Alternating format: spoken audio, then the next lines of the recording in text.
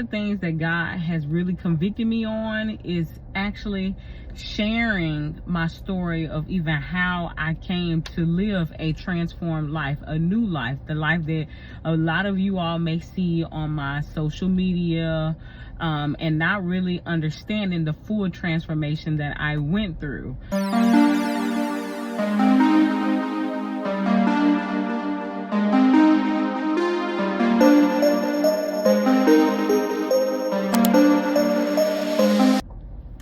Hey guys, welcome back to my channel. I hope that you all are blessed and doing well. So, I know that I have been coming out with messages about God and his glory and how he's done so many things in my life.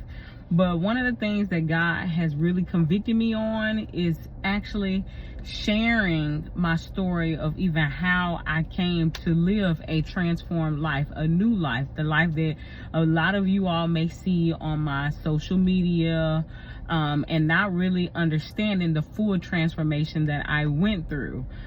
Typically, the only people that really know about my transformation is of course like my childhood friends, family, and anyone that was just pretty much close to me, during that time. But one of the things that God has been doing is literally putting it on my heart to be able to first have the courage, the strength to be able to share a lot of the experiences that I went through once I went pretty much like I started to rebel, when I rebelled against God. So I just wanted to come and make a video today, and y'all, we're gonna go from day one. But before I get into day one, I do want to let you all know just my current life status now. I would like to let you all know that I do have 4 kids, and I have a loving and amazing husband. But just to be transparent with you all, we are a mixed and a blended family. So I had 3 kids prior to my husband, and then now you're 4. I had my 4th with my husband being married and doing it God's way. But I do have 3 children, or I have 3 children that do have different fathers. So all in total, your girl got 4 baby daddies. So yeah. But I just wanted to start to really share like my transparent, like just really vulnerable stories with you guys. So that way, I hope someone gets blessed by this, and I hope that, you're able to see spiritually as I'm able to see spiritually now. But while I was in it, I wasn't able to see into, what it was I was getting myself into. So where I want to say most of my rebellion started, of course it started through just more so like sexual sins. So as maybe like I want to say like a middle schooler, I discovered porn. And with me discovering porn, it definitely opened up my spiritual eyes to different things that I knew nothing about. The only thing that I knew that I was curious about it, and watching videos, whether that be, and this, I'm a 90s baby, so like just your parents used to have cable, and it would have the so-called nasty channels or whatever. I would watch those, and then even being on the computer, and y'all, this is AOL dial-up time, okay? And this is for my 90s babies that know what I'm talking about. I discovered porn on there as well. So that is what kind of slowly started to progress everything. So I definitely could say that I watched porn maybe for about I want to say maybe 2 years. So this is me starting to get into my teen years though. And then just being really transparent, after a while I started watching porn. I then started to try to discover or try to emulate some of the acts. So it would be as in, I don't know, when you watch porn and you see that the women are well shaved. So it started with little bitty things like that. So like I would shave for no reason, like shave, my private area for no reason. And, me being a child, and my mom was probably like, why is she even doing that? But I never said anything. It's just more, you know, as a kid, your parents thinking that you're just curious or just doing something because maybe I picked up her razor and I just started shaving or something. But I know that that's where that came from, of course. And then it even came to the point to where I was actually able to masturbate. And it's so funny because I really literally remember the first time that I masturbated, and I just remember being like, oh my God, what was that? So then I would literally start to masturbate quite often, like really often.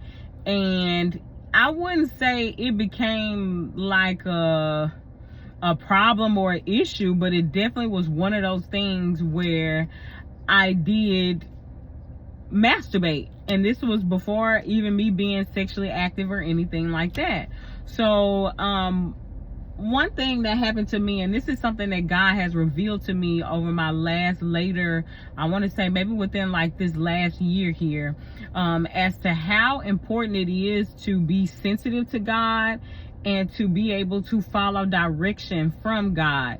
Like for me now, because I know the spiritual implications and, you know, just things that can happen in your life, that anytime we make a decision, we should definitely seek God for it, seek God's advice for it, and literally wait for him. And I know that's a problem for a lot of us. We don't like to wait for God to give us that okay, but you have to know that if it's meant for you, and if it's meant for you to move or do whatever it is, get the job, move into the house or whatever, like literally God will be able to confirm or stamp that for you. And he does that in many ways. Some of us get dreams.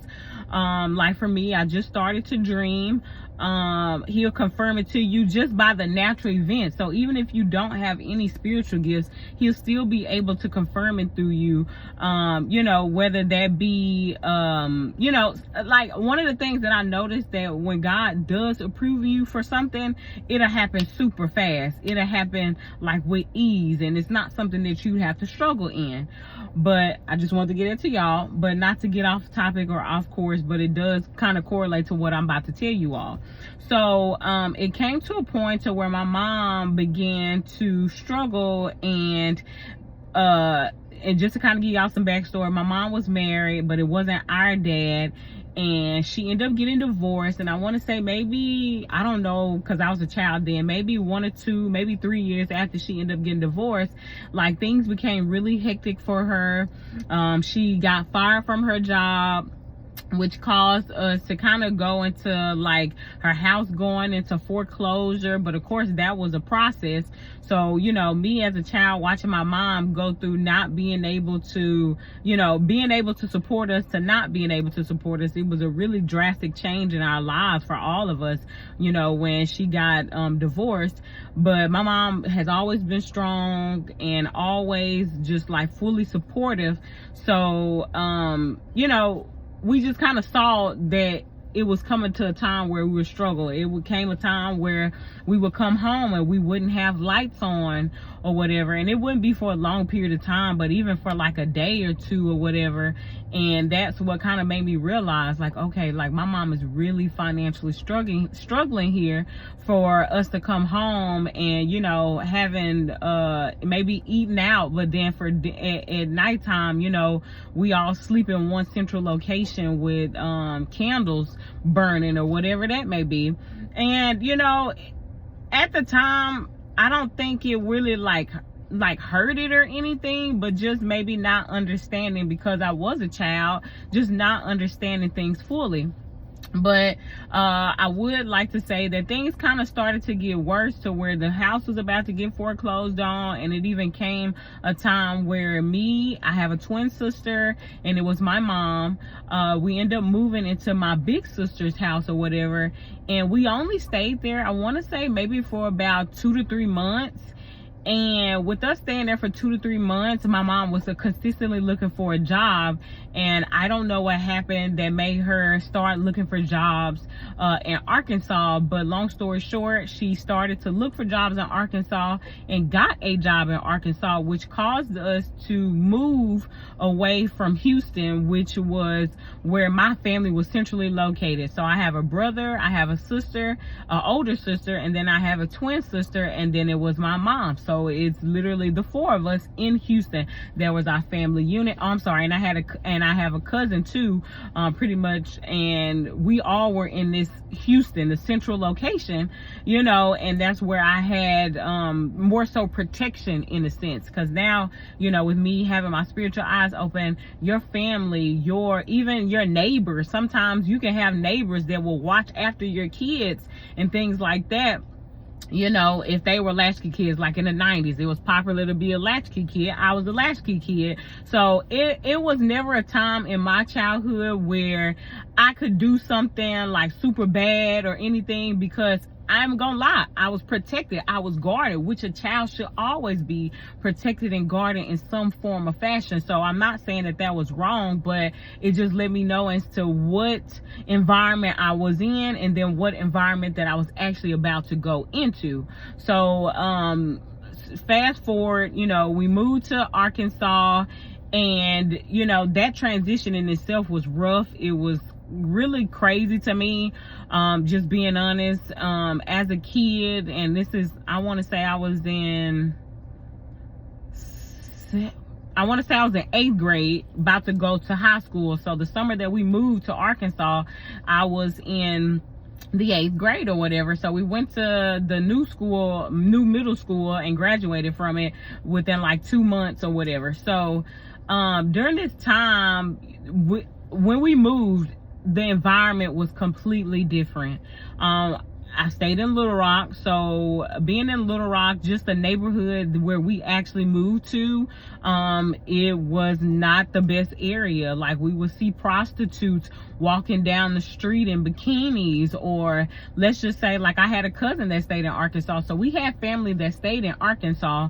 So even just maybe walking to my cousin's house up the street, and you know, being stopped by older men, you know, like literally thinking that maybe we prostitutes or whatever the case may be. So it really opened me up to a scene that I wasn't familiar with. And you know, just even the type of caliber of people that were now surrounded you know, around me, that I wasn't surrounded back by home. And just to give you all more background about my life in Houston, like, I was a church going kid, stayed doing stuff in the youth, like just surrounded, like I was literally in a positive environment. So for me to go from Houston to Little Rock, it was a big change. And that's where I realized that I was unguarded. So me being a curious kid, now remind you, I'm already masturbating, so there's already that sexual curiosity there. So then it became a point to where, you know, I made friends at my new school. I've always been a social butterfly, so it was never hard for me to just make friends or whatever. And then for me, I always felt like I kind of needed to fit in. So even if I wasn't comfortable doing some things, or even if I wasn't comfortable with what other people were comfortable with, you know, I felt like it was no big deal. I'm like, well, maybe I'm the one that lived the guarded life, and maybe I should go experience what all these other people experience, and you know, things that my mom told us that, you know, was bad for us. But I'm like, hey, what they doing and they fine, then hey, you know. So I end up befriending this girl, and we actually became best friends fairly quickly. Now, to give you all kind of like a background, she had a brother, and the brother, I liked it. He was attractive. So, you know, that was kind of that thing there. He had a girlfriend at the time, I think, or whatever. But, you know, I don't know. Like, I really felt like my ear gates were open as well. So along with me masturbating, I am now listening to Pretty Ricky. And y'all, we 90s babies, okay? So even with me being in middle school, Pretty Ricky coming out with the album, Blue Star. And like, just between me watching what I was watching, having access to, and also listening to constantly, like, my thing is I like the R&B, so I would listen to Avant all the time, and that was sexual. Listening to Pretty Ricky all the time, and just Plies, T-Pain, like all of them. So a combination of all that going in my mind, and now I'm super curious about having sex. So it just, one day the opportunity arose while I was at my best friend's house, and her brother, you know, we had already been crushing on each other. I was super curious about it, and I lost my virginity, not knowing that literally opened up a big gate. And I want to say it opened up a big gate only because there were so many things that, you know, at the time I didn't realize what was going on. So of course I had sex outside of marriage.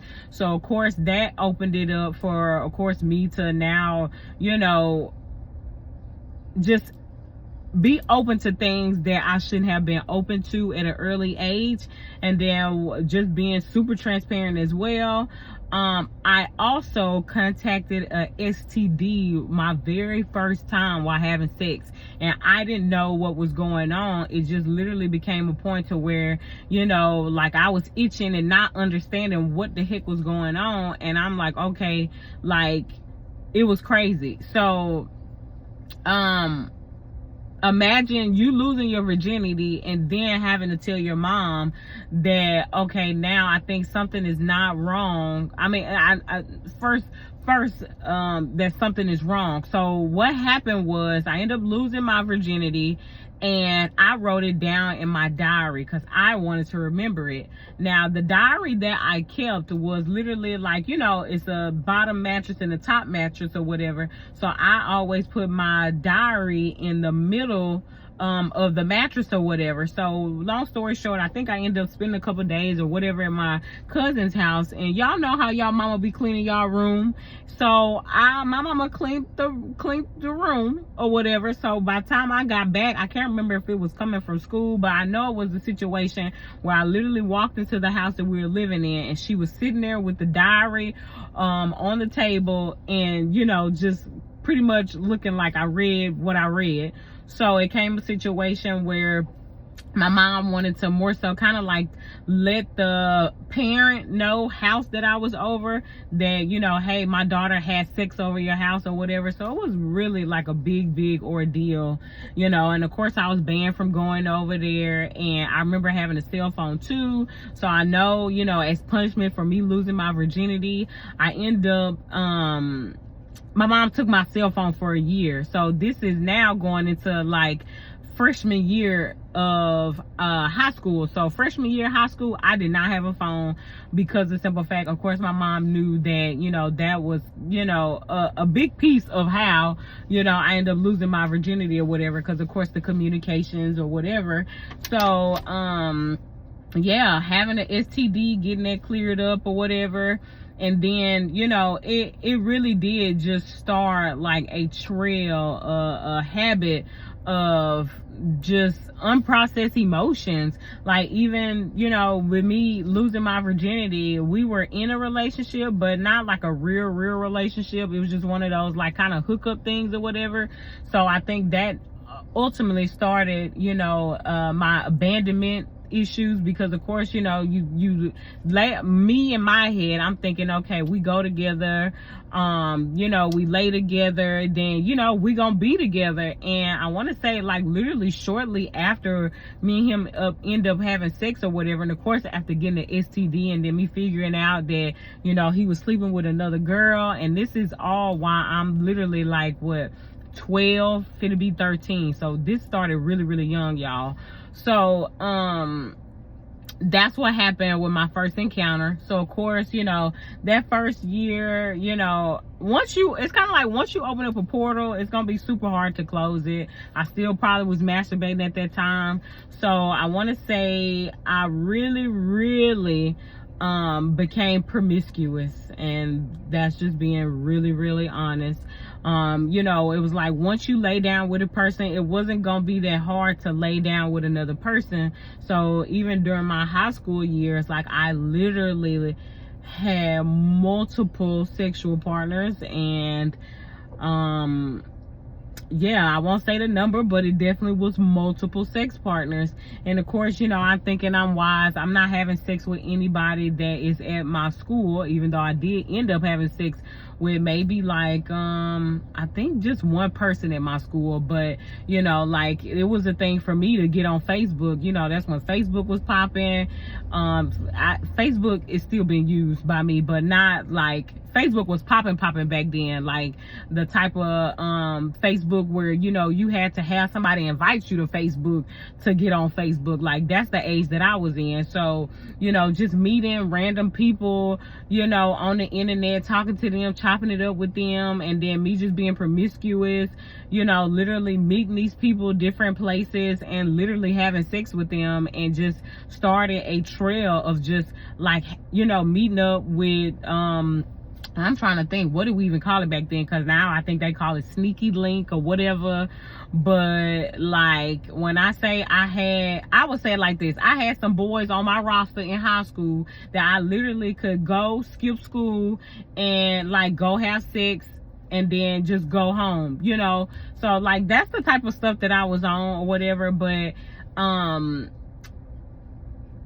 it got worse. That's all I can say. But definitely just want to let you all know, even if this is for a teen that's watching it and they haven't had their first sexual encounter, I highly encourage you to wait till you are married to have sex, because there are so many doors that I opened by having sex prematurely, by watching porn prematurely. Like, it is worth it for you to wait. It definitely is worth it for you to wait. And then you could imagine me having children and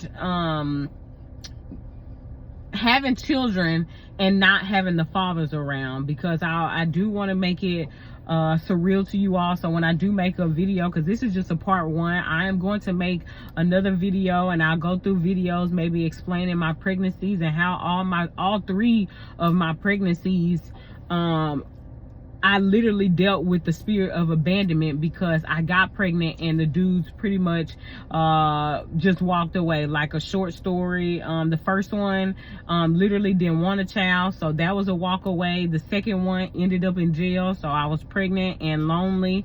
And then the third one literally was me getting pregnant, and then at this time God was in my life and starting to operate more in my life, and I had to let him go because I knew that that was something that, you know, it wasn't meant for me.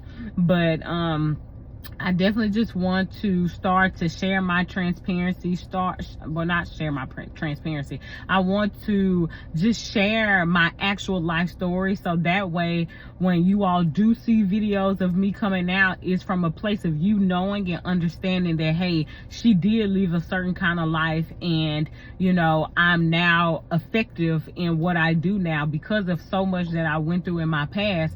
I don't want to get on here and just preach you know, good words and not actually do you all a favor and a justice of sharing my actual life stories of who it is and who I am, but how God literally walked into my life, transformed my life, and now here I am preaching the word of God and sharing the word of God and doing what he's called me to do.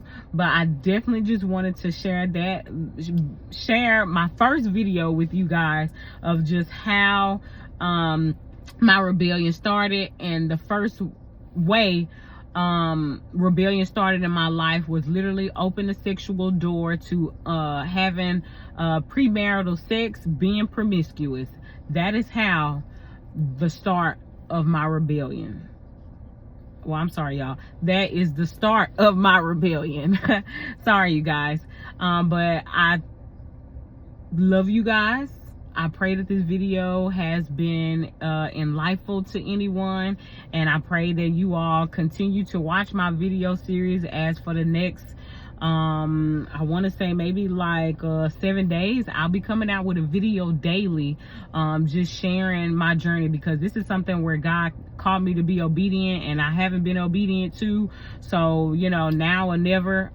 So now I'm going to walk you all through literally my life story up until like now, so that way it can make sense to you all. But I love you guys. I pray that anyone that's dealing with even just the spirit of lust, temptation, you know, you be able to channel that. But again, I just wanted to share my story with you guys. And yeah, I love y'all, and I will see y'all tomorrow. All right, have a good one.